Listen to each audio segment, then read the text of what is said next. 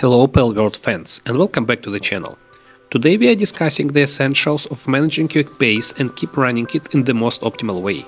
This guide is designed to help you kickstart your base building journey efficiently and steer clear of the most common pitfalls. So let's jump right in and explore some key tips and tricks for base building in Palworld. Spacing between buildings.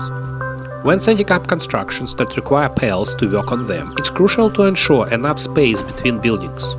This allows pals to easily access and approach the structures. A common issue arises when buildings are placed too closely, preventing pals from reaching them. If you find yourself assigning a pal to a building and receiving an error indicating they cannot work, it usually means that pal cannot access the building due to spacing issues. This is also important to consider when your buildings are overlapping with a blue zone. Remember, even if you can build just outside your base blue zone, your pals still can't ignore it if building extends beyond the base too far. Don't block entrances. In certain situations, particularly at advanced levels, you may encounter issues when constructing roads. For example, you might find that some buildings, like ranch or farm, aren't functioning properly. Even if you manually assign pals to these buildings, an error pops up. A common cause for this is having a road too close to the building entrance, which blocks pals' access. It appears that in some cases, roads are considered obstacles that pals can't cross to enter buildings. In the example I'm showing now, I had to remove a few road blocks to allow pals access to the farm. Central positioning. For the best performance in your base, it's advisable to position buildings that require frequent interactions and resource production in the center of your base. Structures like plantations, ranches and stone pits are ideally situated in the central area rather than at the edges. This is because these buildings are often bursting with the activity from your pals.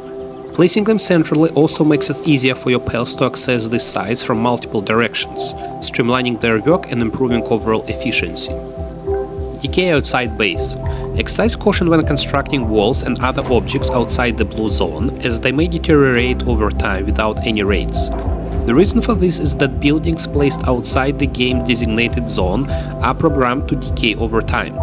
This is a default setting found in most servers. However, you have an option to disable this in the custom settings when starting a game. Simply set the destructible deteriorate rate value to 0 and your structures will remain intact even outside the blue zone. Level up your pal box.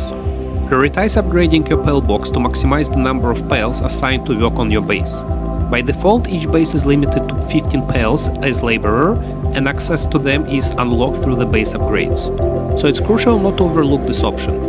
Upgrading your pal box not only increases your workforce, but also enhances the overall efficiency of your base operations. Remember, a well-upgraded pal box can be the key to faster development and progress in your gameplay. Splitting buildings across bases. In Palworld, you have opportunity to manage up to 3 primary bases, with each becoming available through pal box upgrades. Your first primary base is available at the start, while the second and third bases unlock at level 10 and 15 respectively. Strategically distributing your construction among 3 bases can greatly enhance your production capabilities, as each base allows you to assign an additional 15 pals to work.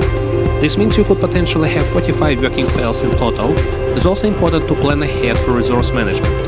I recommend dedicating one base specifically for iron ore and sulfur deposits, as these resources become crucial in the endgame. This approach ensures that you have a steady supply of these essential materials when you need them most. Accelerating egg hatching.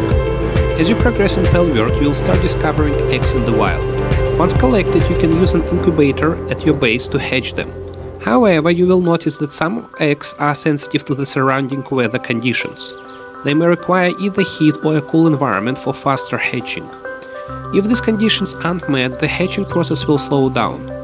To address this, you will need to unlock heaters or coolers from your technology tree and place them close to the eggs in the incubator. Remember, simply using a campfire isn't sufficient for this purpose. Base relocation strategy. At some point in the game, you might decide to relocate your base to a new location. This is entirely possible, but prepare for a somewhat tedious process. You can easily reconstruct your pal box, which will in turn dismantle most of the buildings in your area. Fortunately, this process is safe and you won't lose any resources or pals in the process. When you find a new location for your base, you'll need to start from scratch with constructing all buildings again. Therefore, a strategic approach is to consider relocating only after you upgrade your PAL box to gain access to a second base. This way you can establish a new base at the new location and then methodically deconstruct your first base without losing operational capacity. Managing excessive weight. Throughout your PAL World adventure, you will often find yourself carrying more items that your character can handle, exceeding your safe carrying limits. This excess weight can slow down your movement significantly or even immobilize you. A handy solution to this problem is crafting a grappling gun. This tool allows you to traverse distances quickly, regardless of the weight you are carrying. However, keep in mind this grappling gun has a 10 seconds cooldown period. But there is a neat trick. If you open your inventory and unequip and re-equip the grappling gun, it will instantly reset your cooldown. This means you can use the grappling gun again immediately without waiting. It's a simple yet effective workaround to keep you moving freely even when carrying excessive weight. Planning defenses. In PAL World you will counter base raids, which are semi-random events where your home base is attacked by various PALs or syndicate members. Initially these raids may seem daunting, but can generally be repelled with a few strong PALs and a bow. However, as the game progresses, these raids become increasingly challenging. Therefore, it's crucial to set up defenses early on. Upgrade wooden structures like your home and fences to their stone counterparts as soon as possible. This makes them more resistant to damage, especially from fire-wielding PALs. Here are some additional strategies to improve your base defenses. Use sandbags, which allows you to assign PALs to guard your base during raids.